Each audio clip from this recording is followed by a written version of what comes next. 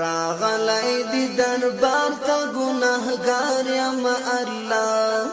راغلی دی دربار ته ګناهګار یم الله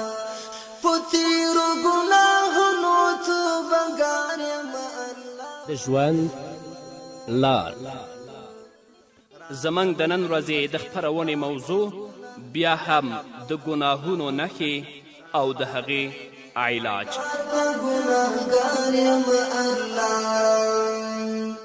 بسم الله الرحمن الرحيم. الحمد لله رب العالمين حمد الشاكرين. الصلاة والسلام على سيد الأنبياء والمرسلين سيدنا ونبينا وشفيعنا ومولانا محمد وعلى آله وأصحابه الطيبين الطاهرين.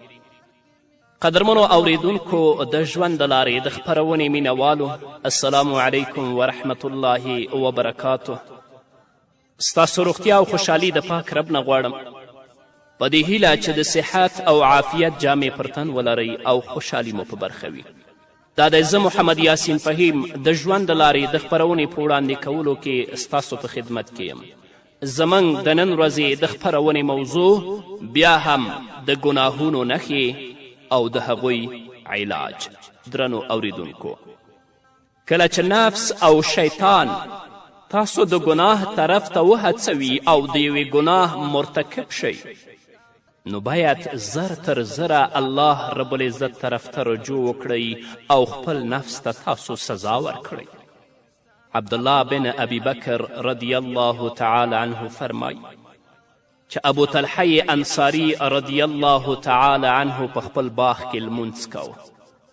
دا وخت یو مرغه په دې باغ کې والوت. دا چې باغ ډیر ګڼ و، له همدې امله دې مرغه ته د وتلو لاره ژر په لاس ورنغله. کله به یو خوا او کله بله خوا له باغ څخه د وتلو لپاره په باغ کې الوت کاوه. د حضرت ابو طلحه انصاری رضی الله تعالی عنه په دې مرغه باندې خیال شو او د دې منظرې له امله په مرغه کې سترګې خښې شوې او سترګې به یې له هغه سره اړولې را اړولې. ناګهانه ور یاد شو چې زه خو په لمانځه یم. خو ابو طلحه انصاری رضی الله تعالی عنه په لمانځه کې سهوه شو. دا ورته یاد نه و چې ما څو رکاته لمونځ کړی او په کم رکات کې یم. ډیر خواشینه شو، ډیر خفه شو چې د باغ له امله په دې مصیبت کې ښکیل شو. سمدواره د نبی کریم صلی الله علیه وسلم په وړاندې حاضر شو او د ټولې پیښې د اورولو اجازت یې وغوښت. ابو طلحه انصاری رضی الله تعالی عنه نبی کریم صلی الله علیه وسلم ته فرمایي چې د دې باغ له امله زه په داسې مصیبت کې پرېوتم چې په مانځه کې سهوه شوم. له همدې امله زه غواړم چې دغه باغ د الله رب العزت د رضا لپاره د هغه په لاره کې صدقه کړم. او نبی کریم صلی الله علیه وسلم ته یې وفرمایل ای د الله رسوله ستا خوښه ده هر چیرې چې غواړې مصرف یې کړه. هماغه و چې ابو طلحه انصاري رضی الله تعالی عنه خپل باغ د الله رب العزت په لاره کې صدقه کړه. دا هغه خپل نفس ته سزا ورکوله. همدارنګه د امیر المؤمنین سیدنا حضرت عثمان رضی الله تعالی عنه د خلافت په زمانه کې یو انصاری صحابي په خپل باغ کې چې د مدینې منورې د قف په دره کې ولمونځ کاوه. دا وخت د کجورو او د خرماو د پخېدو ښه ګرم موسم او د کجورو او د خرماو هغه غشمې او غونچې د کجورو د ډیروالي او پخوالي له امله لاندې ځوړندې وې. نو د دې انصاري صحابي سترګې د کجورو په غونچو ولګېدلې چې ډېرې ښکلې ښکاره کېدلې. کله چې د ده خیال په غونچه کې غرق شو نو پوه نشه چې څو رکاته لمونځ یې کړی دی. دې پیښې پرې دومره بد اغیز وکړه چې له ځان سره یې پرېکړه وکړه چې دا باغ به همدا نن او همدا اوس له منځه ویسم، ځکه چې له امله یې له دې مصیبت سره زه مخ شوم چې خپل مانځه معلومات راته نه کیږي چې ما څو رکاته کړي او زما تضرع او عاجزي د دې باغ له امله خرابه شوه. نو له همدې امله د امیر المؤمنین سیدنا حضرت عثمان رضی الله تعالی عنه په خدمت کې حاضر شو او ویلې ای امیر المؤمنینه دا باغ د الله رب العزت په لاره کې لګول غواړم، ته چې دا د خیر په هر ځای کې لګول غواړې ویې لګوه. نو امیر المؤمنین رضی الله تعالی عنه هغه باغ په 50,000 درهمه باندې خرڅ که او روپۍ په دینی کارونو کې ولګولې. نو د دې مال او باغ نوم 50 کېښودلی شو، یعنې هغه باغ چې په 50,000 روپیو باندې خرڅ شوی. دا د غوره ایمان او غوره غیرت نښه ده چې په لمانځه کې د یوې خبرې له امله د دومره قیمتي باغونو صدقه کول د دوی لپاره کومه لویه خبره نه وه، ځکه دوی ته د دوی ایمان اجازه نه ورکوله چې د الله رب العزت د اطاعت پرته دې د بل شي په اړه فکر وکړي. یو هغوی و چې په مانځه کې د یو معمولي غوندې خیال له امله په زرګونو روپو تاوان ته زړه ښه کاوه، خو د الله رب العزت د یاد څخه غفلت یې نشو زغملی. او یو د نن سبا خلک او مسلمانان دي چې پرته له سوچونو او فکرونو ورته لمونځ خوند نه ورکوي. الله رب العزت دې زموږ او ستاسو په حال رحم وکړي. موږ داسې نه کوو چې ځان لمانځه لپاره اوزګار کړو، بلکې داسې وایي چې د نورو کارونو نه کله اوزګار شو بیا به مانځه ته مخه کوو، موږ به مونځ کوو. نو راځئ ګناه ته شا کړئ، تقوا خپله کړنلاره وګرځوئ، د الله رب العزت ویرې ته په خپل زړه کې ځای ورکړئ، په خپلې توبه او د الله رب العزت په ویرې باندې د خپلو ګناهونو علاج وکړئ. حضرت علی کرم الله وجهه فرمای په هر کس کې چې دغه 4 خصلتونه پیدا شول هغه د دنیا او د آخرت بریالیتوب بیا موند. اول ورع یعصمه عن محارم الله، داسې تقوا چې دا د حرامو څخه بچ وساتي. حسن خلق یعیش به فی الناس، ښکلي اخلاق چې له امله یې دا د خلکو په منځ کې سکونت اختیار کړي. او حلم یرد به جهل جاهل، حلم او بردباری چې له امله یې دا د جاهلو حماقت لرې کړي. زوجة صالحه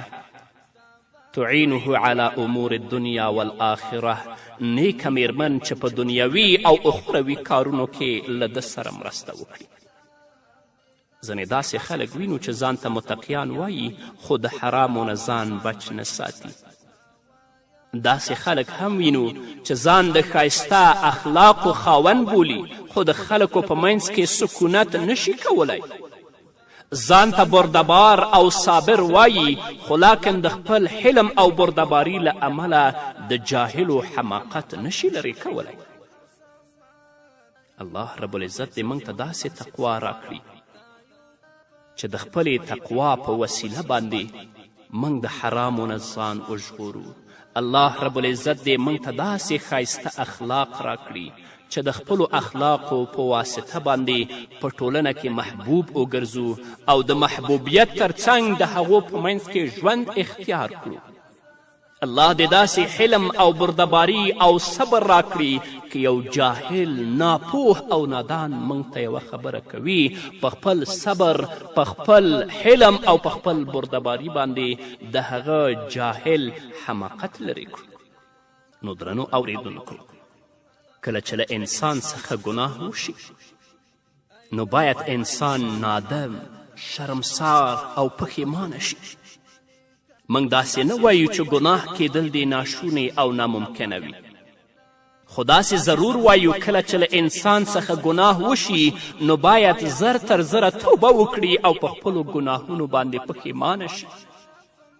انسان باید د خپلې ګناه علاج وکړي، په ګناه باندې اعتراف وکړي، په ګناه باندې پښیمانه کیدل او له ګناه څخه توبه کول دا د ګناه علاج دی.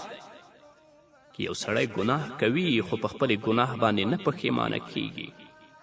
که یو سړی گناه کوي او په خپلې گناه باندې اعتراف نه کوي، که یو سړی گناه کوي او له خپلې گناه څخه توبه نه کوي، هغه دې په دې باندې پوه شي چې د خپلې گناه علاج یې نه دی کړی، شیطان یې خوشحاله کړی او خپل رب یې له ځان نه خفه کړی. ناراضۍ خپل رب راضي کړئ او ستاسو رب ستاسو نه هله راضي کیږي چې کله ګناه کوئ په ګناه باندې پښیمانه شئ له ګناه څخه توبه وکړئ او په خپلې ګناه باندې اعتراف او اقرار وکړئ که چیرې له توبې وروسته بیا له انسان څخه ګناه وشي نو بیا دې توبه وکړي که بیا وشي نو بیا دې توبه وکړي او په همدې ترتیب که یو انسان همداسې وکړي انشاءالله زر تر زره به له ګناه څخه خلاص شي زه تاسو ته په تجربې سره وایم که چیرې تاسو د هرې ګناه په بدل کې په ځان باندې د توبې لپاره 2 رکعته نفلي لمونځ ضروري او لازمي کړئ نو انشاءالله په لنډو ورځو کې به د ګناه مخ هم ونه ګورئ او نه به په ګناه کې ښکیل شئ چیرې در څخه ګناه وشوه او د توبې لپاره در سره وخت نه و اول خو باید 100 په 100 کې ځان د توبې لپاره اوزګار کړی شي که بیا داسې کوم ضروري او اړین شرعي عذر او کار مخې ته راغی نو ګناهونه له ځان سره یاد وساته او کله چې فارغه شوې نو د هرې ګناه په بدل کې 2 رکعته لمونځ وکړه انشاءالله په لنډو ورځو کې به در سره نفس سوله وکړي او شیطان به در څخه منډې وهي خو نن ورځ چې موږ د ګناه پسې ګناه کوو په خپل ګناه باندې خفه کیږو نه نن ورځ چې موږ ګناه پسې ګناه کوو په خپلې ګناه باندې اعتراف نه کوو نن ورځ چې موږ ګناه پسې ګناه کوو د توبې هغه فرصت موږ او تاسو له لاسه ورکوو او ځینې خو داسې هم شته چې نن ګناه وکړي سبا توبه سبا ګناه بله ورځ بیا هم توبه پوره عزم او استقامت نه لري نو الله رب العزت دې د داسې خلکو په حال باندې رحم وکړي الله رب العزت دې د کلکې توبې توفیق ورکړي همدارنګه درنو اوریدونکو د انسان لپاره پکار ده چې هغه له ځان سره فکر وکړي چې د سبا لپاره څه تیار کړي دي هغه باید د آخرت په فکر کې شي په ورځ کې باید د قیامت په اړه د فکر لپاره 1 ساعت وباسي په هغه 1 ساعت کې له ځان سره داسې فکر وکړي قیامت څه شی دی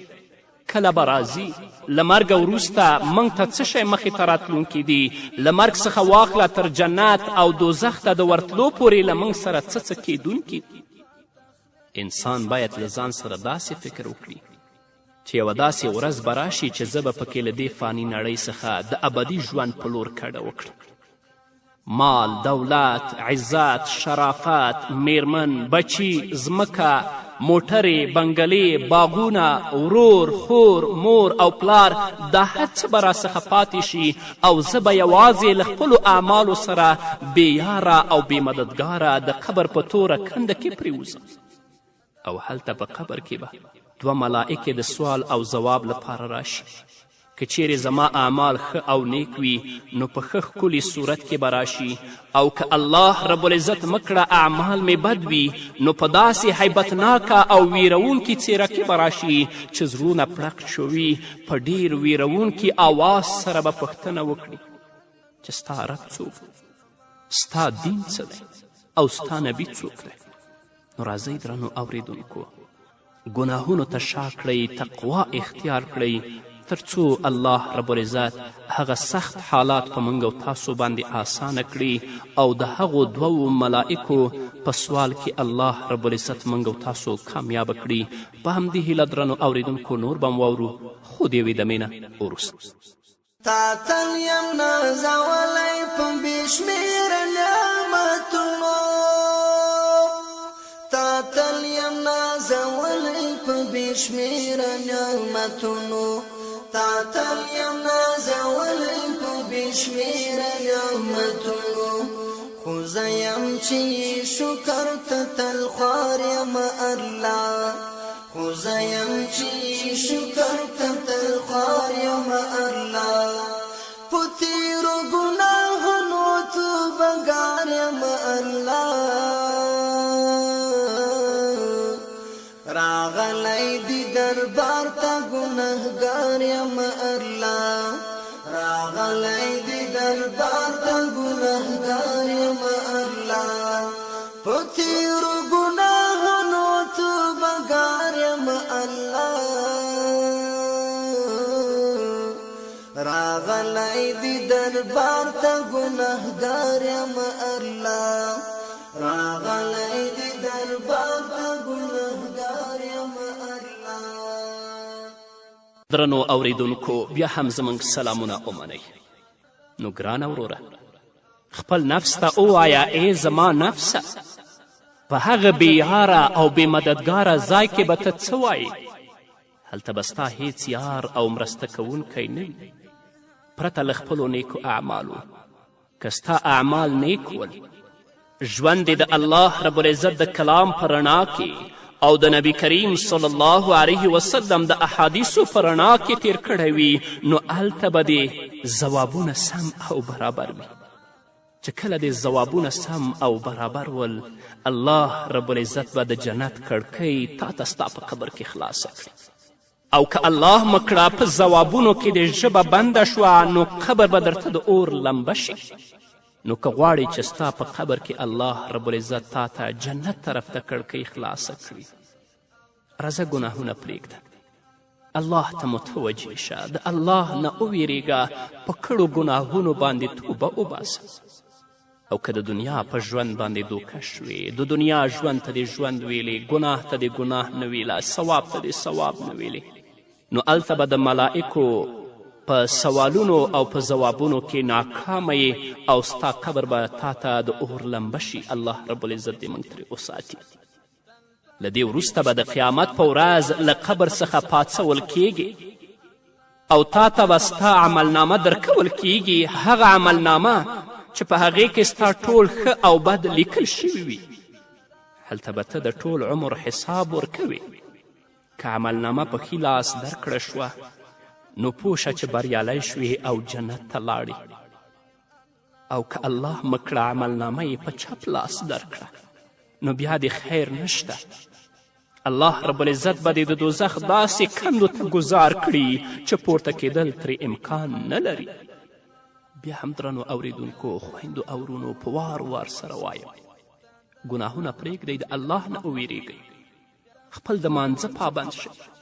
د الله د حکمونو پابند شئ. په ځانګړې توګه خویندو غیبت پرېږدئ، اسلامي حجاب او اسلامي جامه واغوندئ چې هلته الله رب العزت ستاسو عملنامه تاسو ته ستاسو په ښي لاس کې درکړي.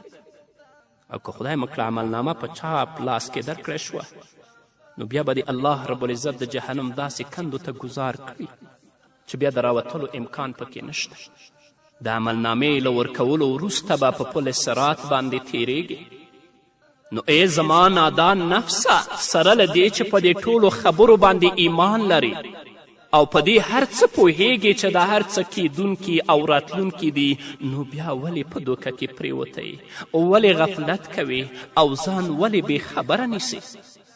آخر ته په کم بنیاد باندې د ګناه په کولو کې دومره زړور کیږي؟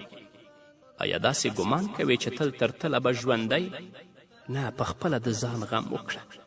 که چیرې ته پخپله د ځان غم ونه کړې، نو دا راته ووایه چې له تا پرته بل څوک دی چې ستا خیر غوښتونکی وي.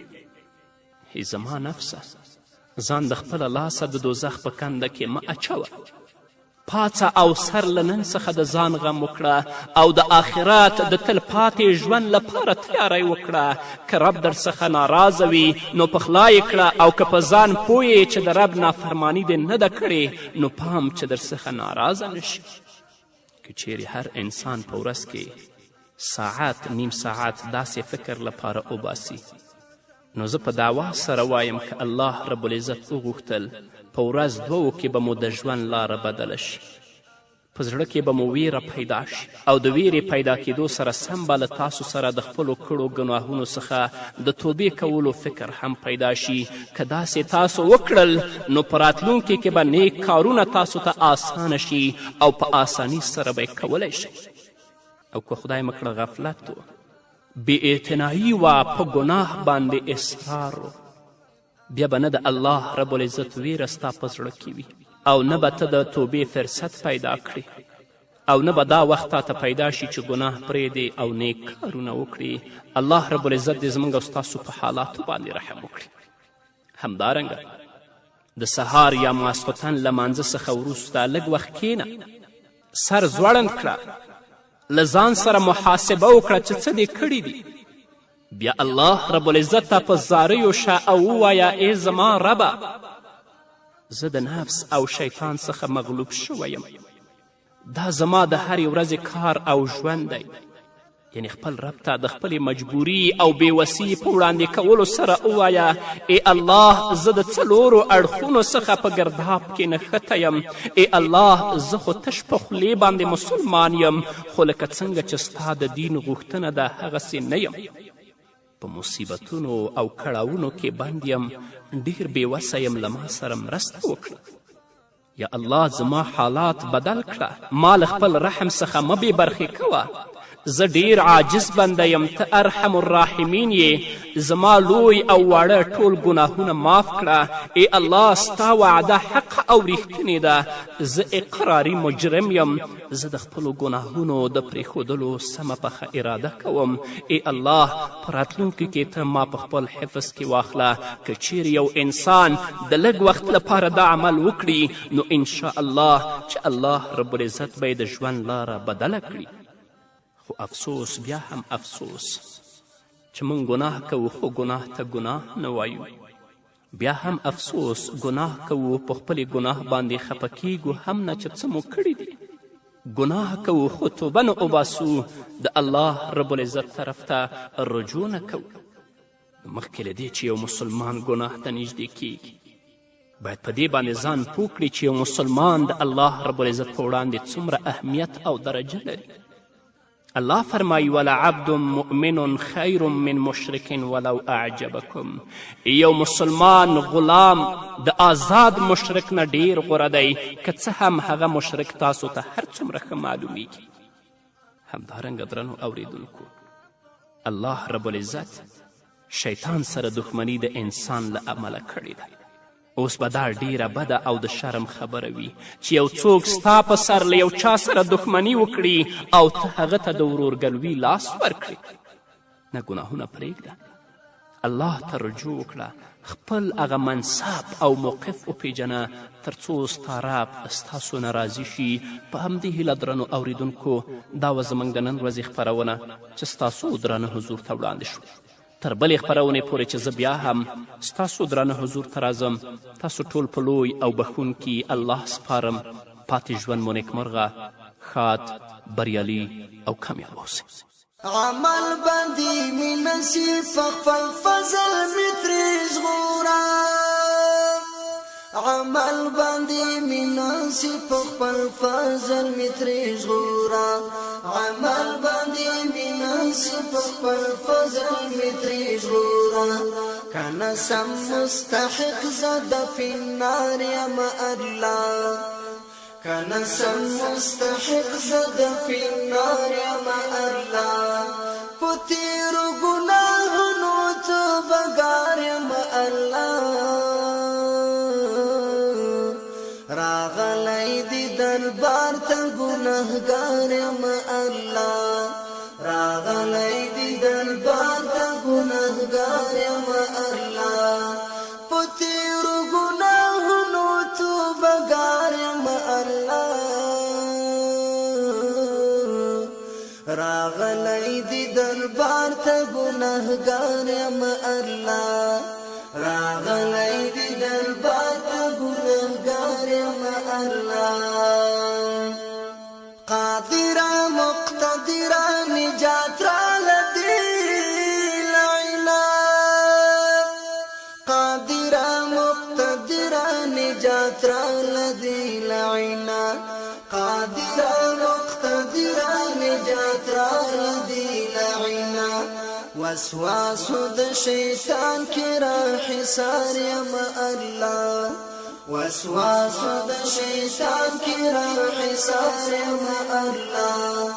پتیر گناهونو توبگار یم الله راغلی دی دربار تا گناهگار یم الله راغلی دی دربار تا گناهگار یم الله پتیر گناهونو توبگار یم الله راغلی دی دربار تا گناهگار یم الله